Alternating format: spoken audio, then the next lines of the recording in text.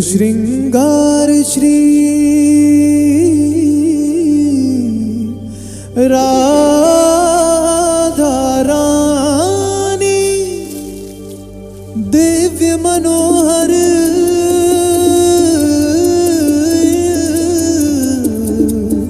सुघर सुहानी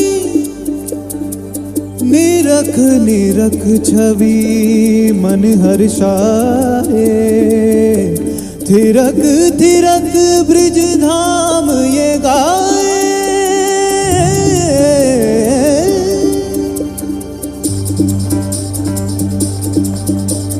गौर वरण काया अस्तम के बदरा में जैसे बिजली चमके सुंदर सुगर सहज मनहारी ब्रिजबाला ब्रिजबानु दुलारी झुन झुन चरण झुन झुन चरण झन झन बाजे पैजनिया झुन झुन चरण झुन झुन चरण झन झन झन के कड़कनिया मंद भुवन लहराए चली तेराए चली बरकाए चली जब गान चुनर को चोर जुआ सब सुध बुध आज घुमाए चली। कजरारे नैन मिस्री से बैन मुस्कान अदर पे छाए रही कोमल का बोल अमृत से बोल सुंदरता स्वयं लजाए रही। जमुना के तीर हो के अधीर नैना बिछाए निराहत के मतवारी नार ब्रिज का सिंगार ये रूप देख मनवाना थके। दादा दृढ़ा दृढ़ा दृढ़ा दादा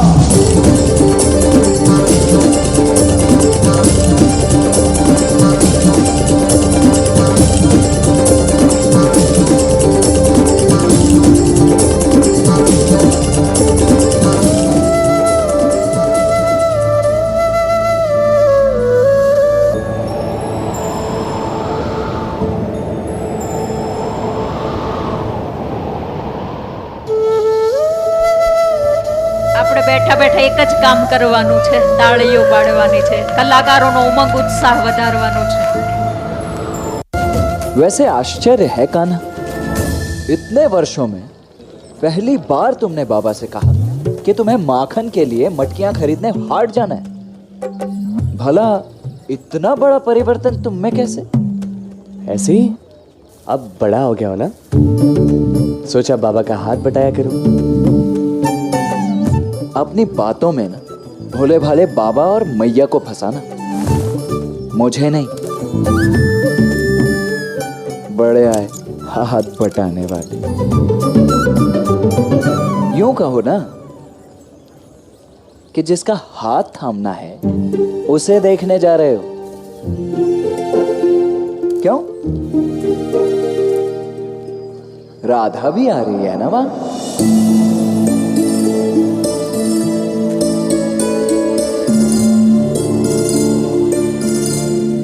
पर होगा क्या कान्हा, उसे याद तो आओगे नहीं तुम।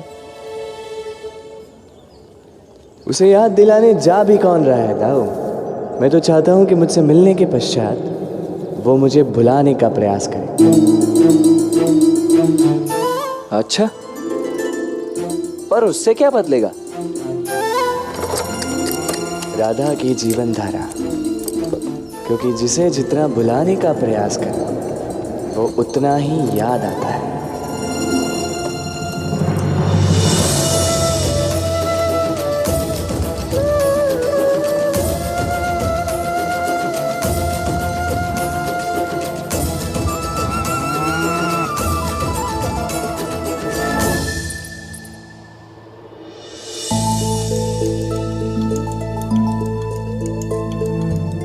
राधा, राधा, क्या हुआ? कुछ नहीं माँ।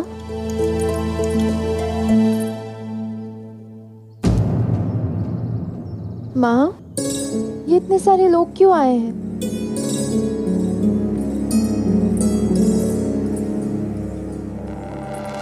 मुखिया जी, आप हमारी सहायता नहीं करेंगे तो कौन करेगा?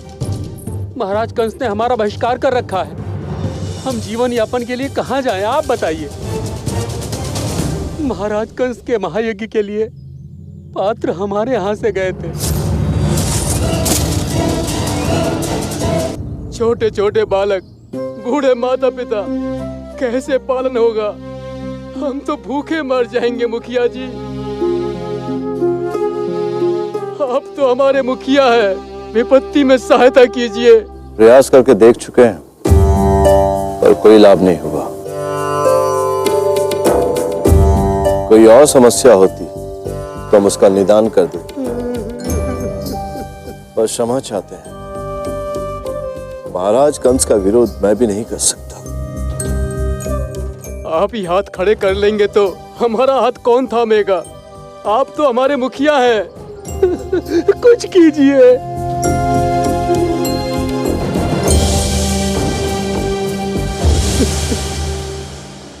वही तो समस्या है।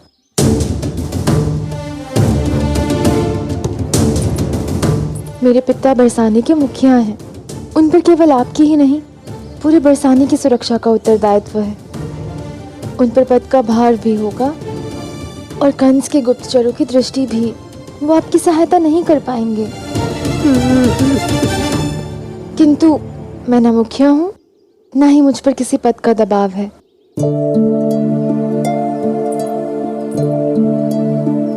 मैं करूंगी आपकी सहायता।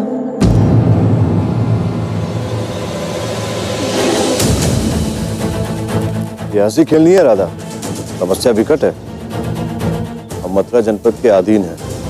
महाराजा कंस के विरुद्ध कोई नहीं जा सकता। हम मथुरा जनपद पर आश्रित हैं तो ये कुमार हम पर आश्रित हैं। बाबा, क्या दोष है इनका कि महाराज के यज्ञ के लिए पात्र बनाए? अपनी मृत्यु की भविष्यवाणी का दंड इन निर्धनों पर क्यों? मनुष्य की तो सांसों का ही नहीं पता कब टूट जाए। मृत्यु आ जाने पर कोई यमराज को दंड देता है, तो एक पात्र के टूटने का दंड इन अबोध बालकों और वृद्धों को क्यों? बाबा, जीते जी तो मार डाला महाराज कंस ने इन्हें। न यहाँ रहकर कोई काम कर सकते हैं, न यहाँ से कहीं बाहर जा सकते हैं। यदि बरसाने में ये भूख से बिलख कर मरेंगे तो क्या हम उनका एक भी दाना खा पाएंगे? बाबा, और मेरा ये मानना है कि मेरे प्रयास से न केवल बाबा के मान सम्मान की, बल्कि उनके दिए कर्तव्य की, उनके वचन की भी रक्षा होगी। किस वचन, किस कर्तव्य के विषय में बात कर रही हो तुम राधा? ये लोग आज आपके सामने अपने जीवन की आशा लेकर आए हैं। बाबा, इन लोगों की सहायता करने से ही आपका मान सम्मान बढ़ेगा। हर मुखिया का कर्तव्य होता है अपने लोगों की रक्षा। हर मुखिया पद ग्रहण करते समय अपने लोगों की सुरक्षा और समृद्धि का वचन देता है, जो आपने भी तो लिया है। अपने वचन पे बने रहने की सीख आप ही से तो मिली है बाबा, तो आपको वचन तोड़ते कैसे देखूं मैं?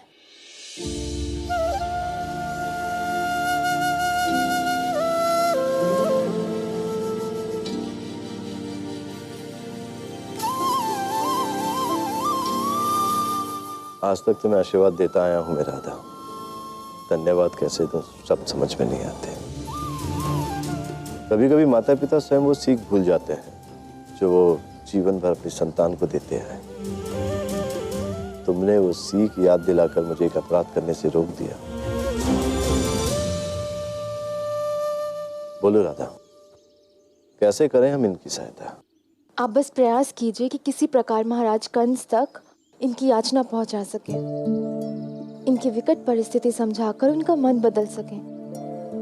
तब तक इनके बनाए पात्र हाट में बेचने मैं जाऊंगी।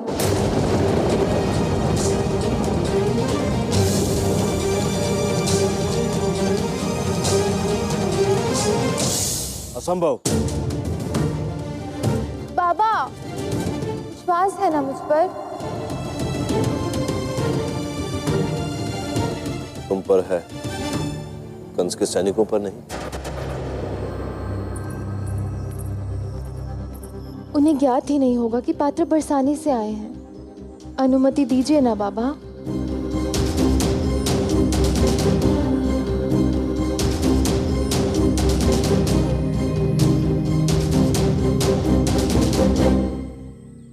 एक शर्त पर, तुम्हारे साथ सुरक्षा के लिए कुछ लोग जाएंगे।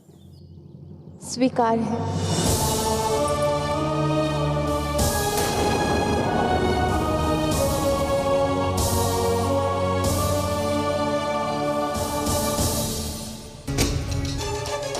महाराज कंस से बैर लेकर कोई भी इनकी मटकियों को नहीं खरीदेगा।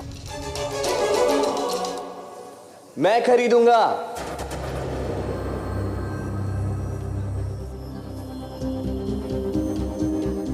थोड़ा धीरे बोलो, कोई सुन लेगा तो संकट खड़ा हो जाएगा। कोई सुने तो सुनने दो। नाम क्या है मेरा नाम उनका?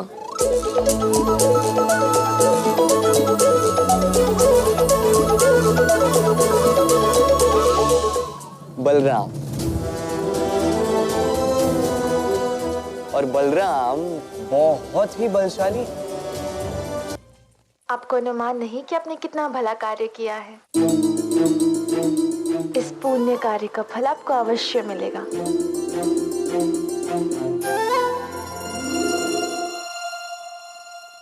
फल तो मिल चुका है। अर्थात अर्थात मटकी। मुझे बहुत सारी मटकियां चाहिए थी ना। पर इतने सारे मटकों का क्या करोगे तुम? अभ्यास। अभ्यास? ऐसी कौन सी प्रतियोगिता है जिसका इतने सारे मटकों से नाता हो?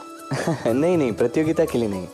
अब मेरा ना इन मटकियों से एक अनोखा नाता है, बालपन से। छोड़ो, तुम नहीं समझोगे। इतना मूल्य पर्याप्त होगा ना? पर्याप्त से कहीं अधिक। धन्यवाद। तो अब ये मूल्य तुम्हारा हुआ, और ये मटके मेरे हुए।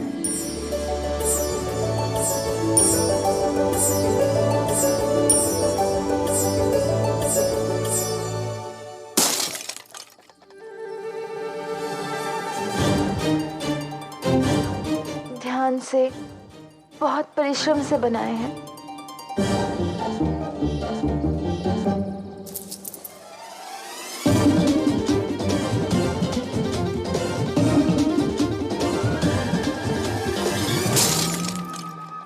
क्यों तोड़ा इसे?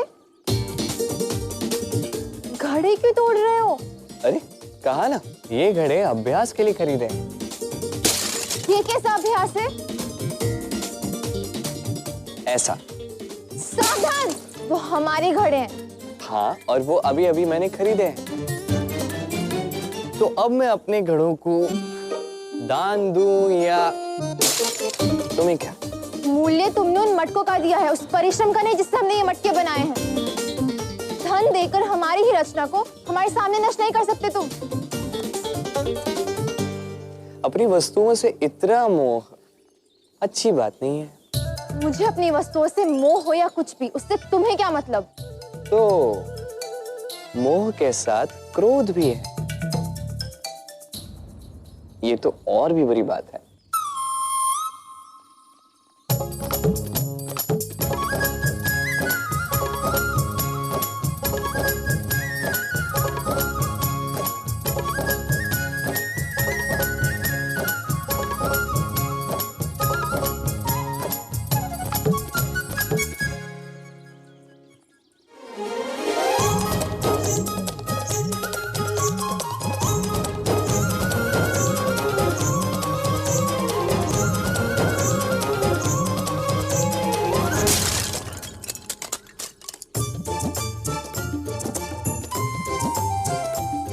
तुमने अपनी सीमा तोड़ दी है। नहीं बेचने मुझे अपने मटके।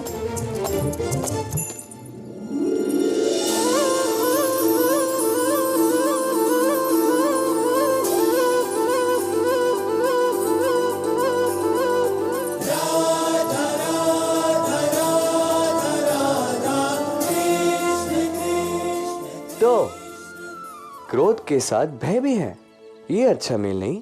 तुम होते कौन हो मुझे मेरे अवगुण गिनाने वाले?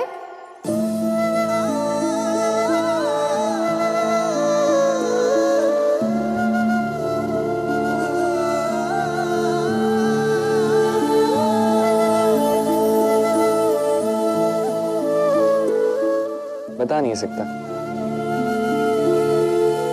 स्मरण दिलाने में समय लगेगा।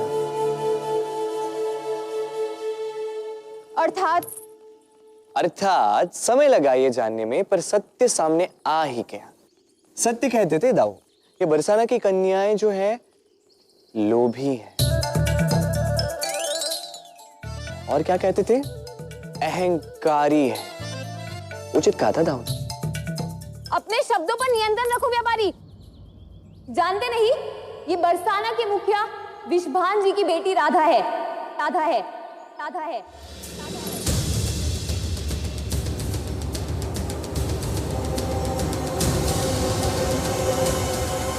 क्या किया ललिता? हमें पहचान छुपानी थी ना।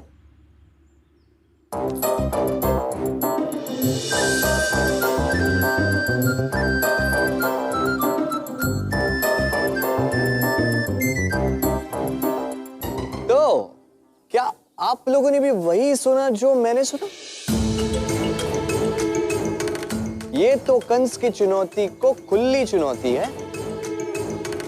प्रतिबंध के पश्चात भी बरसाना के मुखिया वृषभान जी की बेटी, स्वयं वृषभान जी की बेटी यहां आई है वो घड़े बेचने के लिए।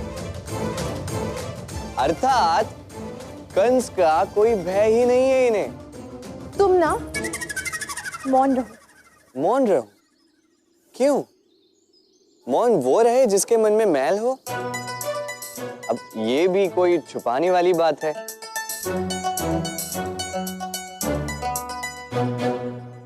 ये तो उदाहरण बनेगा महाराज कंस के न्याय के सामने। वृषभान जी की बेटी राधा प्रतिबंधित कुंभारों की सहायता करने के लिए, उन्हीं के बनाए हुए घड़े बेचने के लिए स्वयं यहां आई है।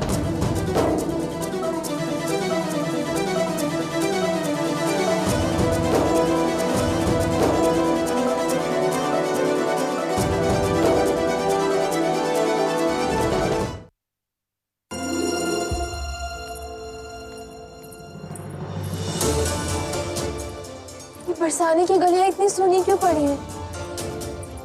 सब लोग कहाँ गए? कहीं कंस ने कुछ अनिष्ट तो नहीं कर दिया?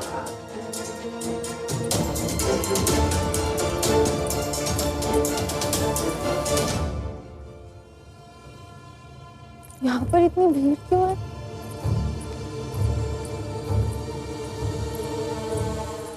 ये लोग किससे बात कर रहे हैं?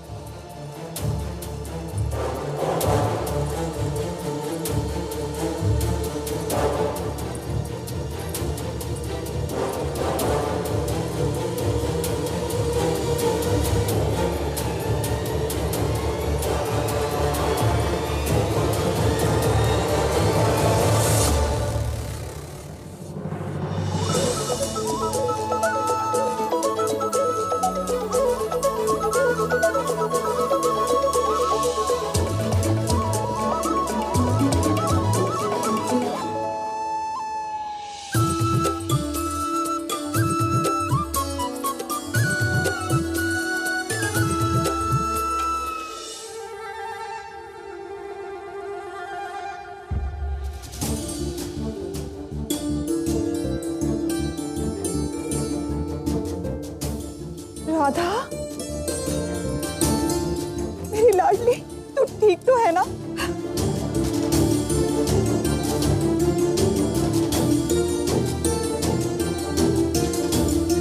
ईश्वर का बहुत बहुत धन्यवाद। पता है मैं कितनी चिंतित हो गई थी।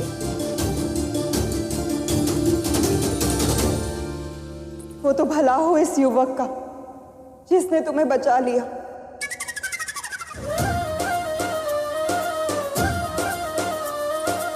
वरना मैं तो जीते जी मर जाती।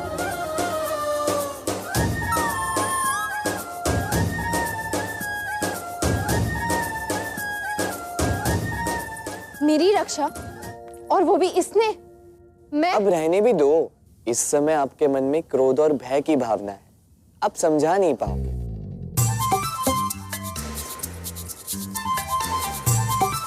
हाँ, कितनी भयभीत लग रही हो।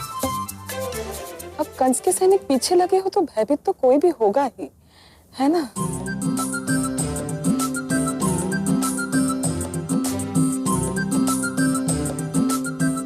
हाँ, तो मैं बता रहा था अब कंस के सैनिकों को देख के राधा भयभीत होकर वहां से भाग निकली। अब कंस के सैनिक उसके पीछे पीछे भागने लगे। अब राधा आगे आगे, कंस के सैनिक उसके पीछे पीछे।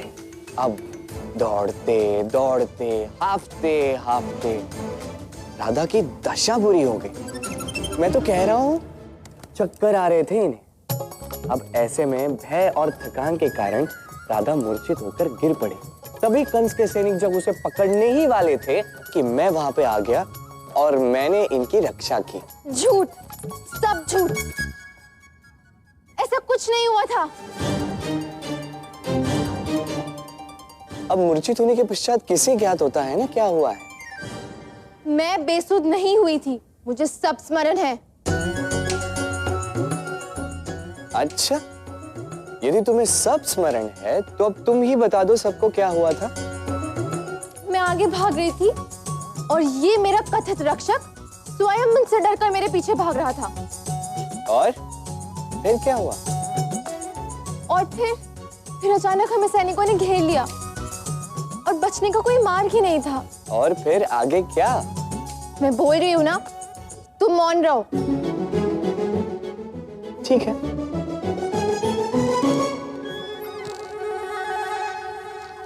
फिर उसके पश्चात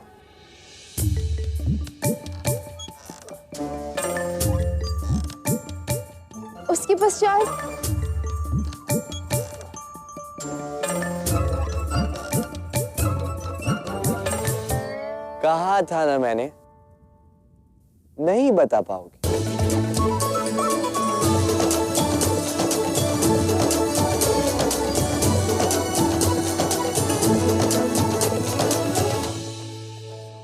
अब तो तुम ही बता दो। अब बता तो रहा था ना मैं काकी, आके टोक दिया। पर यदि आप सब जानना ही चाहते हैं तो चलो मैं सबको बता ही देता हूं। तो जब राधा मूर्छित होकर गिर पड़ी थी और कंस के सैनिक उसे पकड़ने के लिए आ रहे थे, तब मैं वहां पहुंचा और मैंने उनसे संग्राम किया। तब मैं उनके साथ लड़ते लड़ते उन्हें आपकी पुत्री से दूर ले गया। और जब मैं उन्हें परास्त कर वापस लौटा, ये वहां थे ही नहीं। अच्छा, यदि मैं वहां नहीं थी तो तुम मुझसे पहले यहाँ कैसे पहुंचे? बाबा,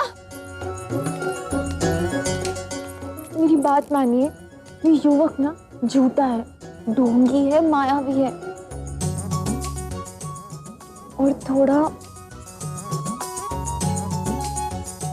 राधा, ऐसे बातें नहीं करते पुत्री।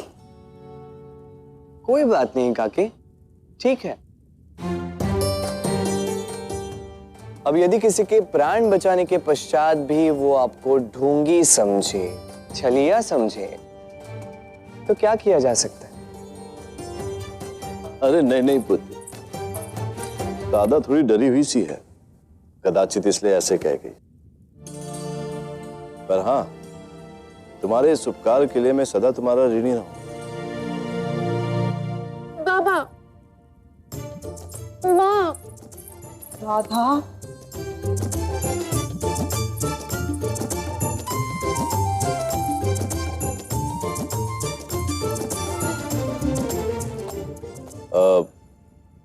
बेटा यहाँ खड़े खड़े हमने इतनी सारी बातें कर ली, पर मैंने तुम्हारा परिचय नहीं पूछा। कौन हो तुम, कहां से आए हो और किसके पुत्र हो?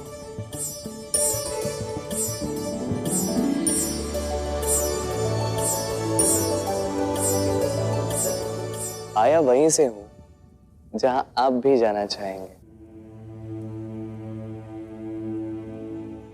पुत्र हूं उसका जो प्रतीक्षा में कब से मेरी राह देख रही होगी,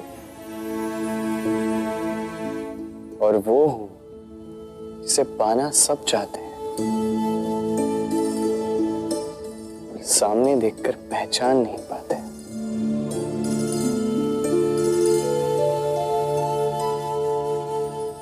मैं कुछ समझा नहीं। क्योंकि आपने मुझे पहचाना ही नहीं काका।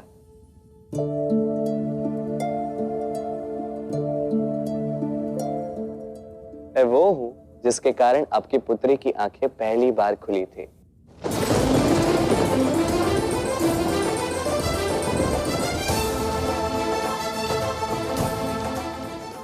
स्मरण कीजिए काका, आप ही ने कहा था कि इस बालक के चरण कितने शुभ हैं।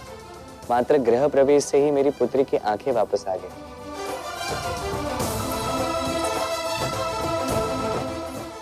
वो क्षण मैं कैसे भूल सकता हूँ पुत्र, और तुम्हें भी कैसे भूल सकता हूं मैं। तो तुम जी, मैं नंद बाबा और मैया यशोदा का पुत्र।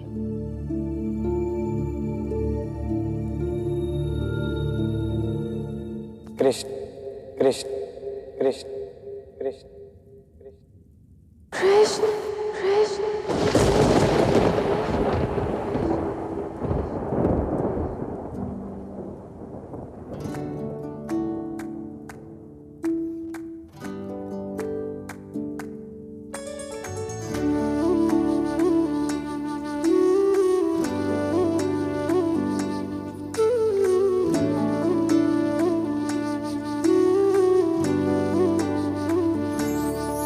तुम प्रेम हो, तुम प्रीत हो,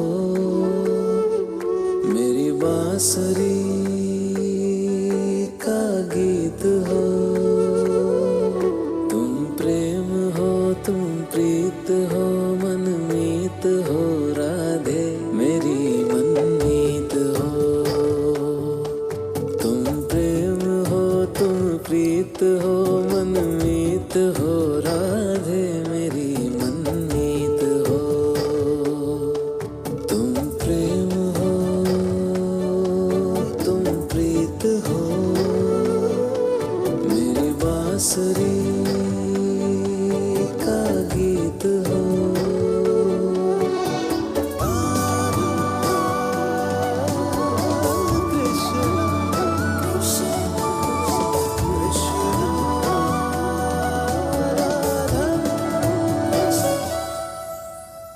कुछ कहा तुमने? हाँ, मायावी कहीं का।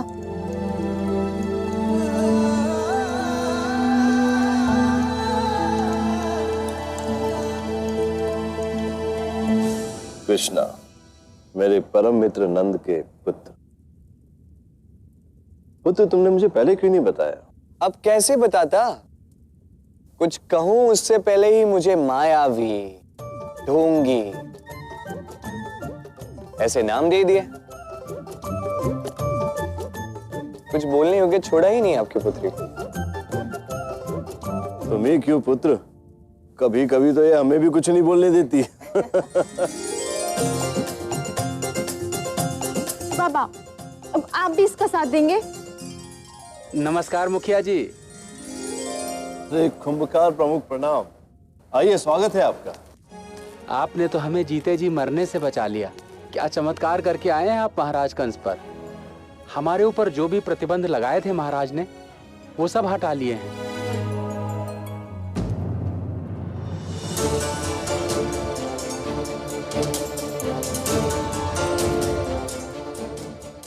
कदाचित महाराज कंस को उस बच्चे का पता लग गया होगा। धन्यवाद। चलो विलंब से ही सही, महाराज कंस ने कुछ अच्छा कार्य तो किया। बेटा कृष्ण, ये तो तुमने बताया ही नहीं कि यहाँ बरसाना आना कैसे हुआ। अच्छा किया आपने याद दिला दिया। बाबा ने ये पत्र आपके लिए दिया था। आप आराम से पढ़ लीजिए, मैं चलता। अच्छा। अरे ऐसे कैसे? भोजन करे बिना तो तुम जा ही नहीं सकते। अवश्य करता मैं काकी, परंतु जब तक मैं घर नहीं जाऊंगा मैया भोजन नहीं करेंगी, और मैया भूखी रहे ये मुझसे सहा नहीं जाएगा ना। अपने माता पिता को मेरी ओर से प्रणाम कहना। जी अवश्य।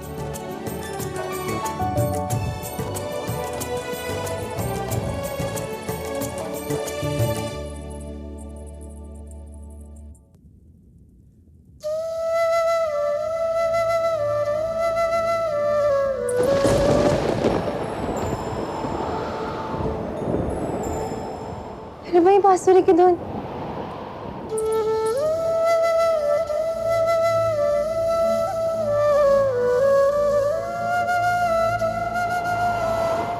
आज तो इस बांसुरी वाले को पकड़ के ही रहूंगी।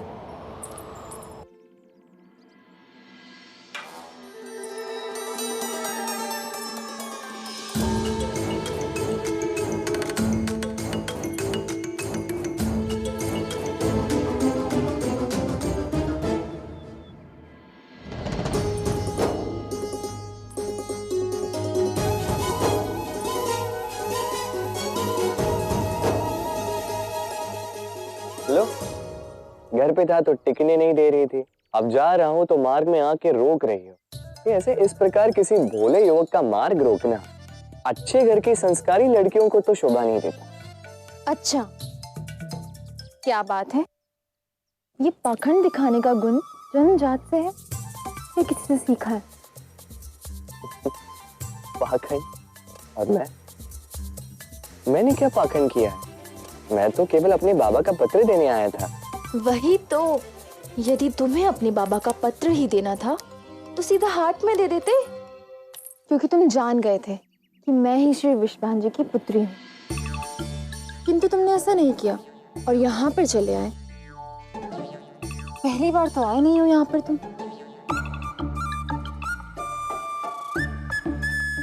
और ये बांसुरी की धुन मैं पहले भी कई बार सुन चुकी हूँ। अर्थात उस दिन हाट में मिलना, यहाँ पत्र के बहाने आना और ये बांसुरी बजाना, इस सारे पाखंड के पीछे क्या उद्देश्य है तुम्हारा? सच सच बताओ, अन्यथा।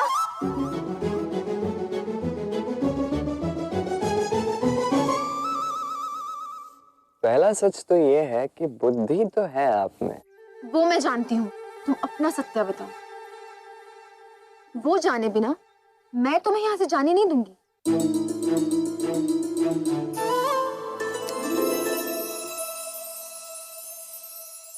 सत्य तो मैं बता दूंगा, परंतु क्या उसे समझ पाओगे? इसमें समझना क्या है? सत्य तो सबको समझ में आता है।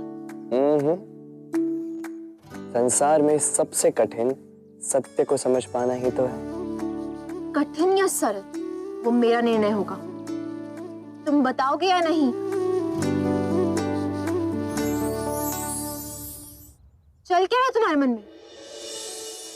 और यहाँ क्या करने आते हो? यदि तुम जानना ही चाहती हो तो बता देता हूं।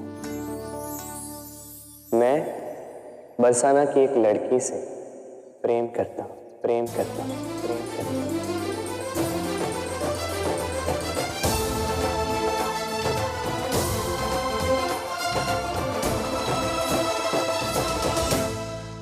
तो मायावी होने के साथ साथ ये लड़कियों को अपने प्रेम जाल में फंसाने वाला भी निकला। मुझे तो ये भी झूठ ही प्रतीत होता है। सच कहो, यही है तुम्हारा सत्य? यदि वो तुम्हारा प्रेम भूल चुकी है तो यहाँ आने का क्या लाभ? यही तो समस्या है। संसार प्रेम में लाभ ढूंढता है और मैं संसार भर में प्रेम को। क्या? कुछ समझ में नहीं आया। बस इतना समझ लो, वो मुझे भूली है, मैं उसे नहीं। उसका मुझे भूल जाना हमारे प्रेम की एक परीक्षा है, और उसे जब सब कुछ याद आएगा, मुझे उस पल की प्रतीक्षा है। और मुझे विश्वास है हम इस परीक्षा में अवश्य सफल होंगे। मैं उसके लिए किसी भी सीमा को तोड़ सकता हूं और किसी भी सीमा में प्रवेश भी कर सकता हूं। कहना क्या चाहते हो? शीघ्र ही बरसाना आ रहा हूं, ताकि अधिक से अधिक समय मैं अपने प्रेम के साथ बिता सकूं। यही पत्र तो देने आया था मैं वृषभान खकर को।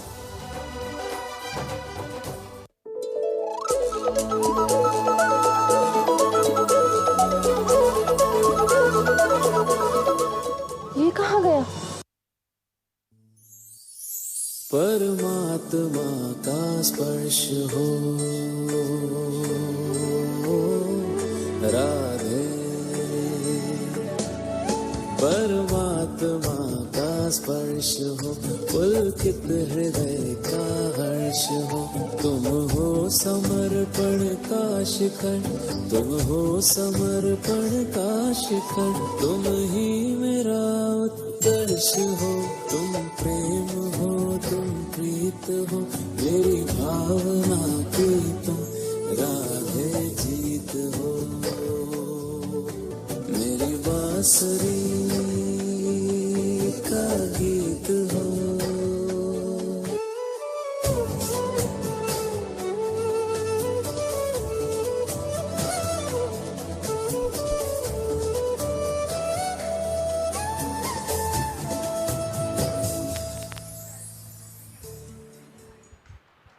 खूब खूब